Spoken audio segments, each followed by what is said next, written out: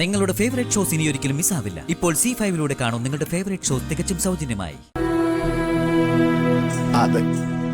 അതെ, അവനെ ഞാൻ പറഞ്ഞല്ലോ, പെട്ടെന്ന് സമ്മതിക്കാനുള്ളൊരു ബുദ്ധിമുട്ടുള്ളത് കൊണ്ടാ.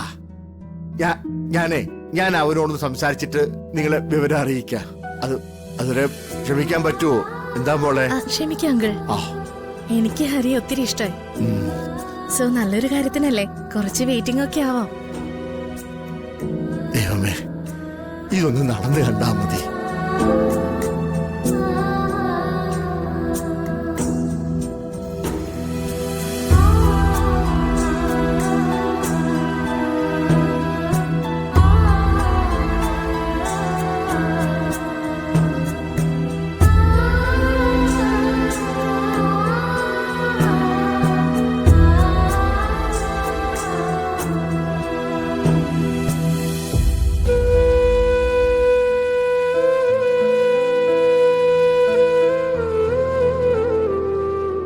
എന്താമ്മേ?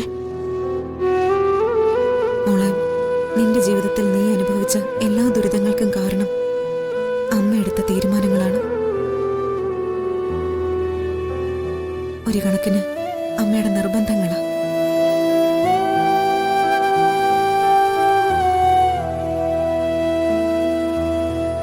ഞാൻ എന്തെങ്കിലും അമ്മാവനെ കുറ്റപ്പെടുത്തിയിട്ടുണ്ടോ? എന്റെ ജീവിതം നശിപ്പിച്ചു എന്ന് പറഞ്ഞിട്ടുണ്ടോ? അങ്ങനെയൊന്നും നീ പറയില്ല. എന്നാലും എന്റെ മനസ്സിൽ നീയല്ലേ ഉണ്ടാവും. അമ്മേ, നമ്മൾ നമ്മുടെ ജീവിതത്തിൽ ഒരുപാട് പ്രശ്നങ്ങൾ അനുഭവിച്ചു.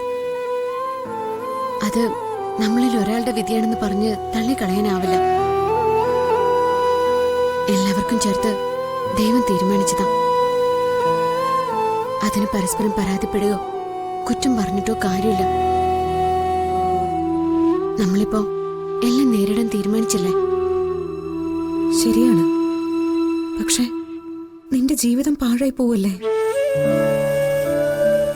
കാർത്തിക്കിനെ ഇഷ്ടമില്ലെങ്കിൽ വേണ്ട, വേറൊരാളെ.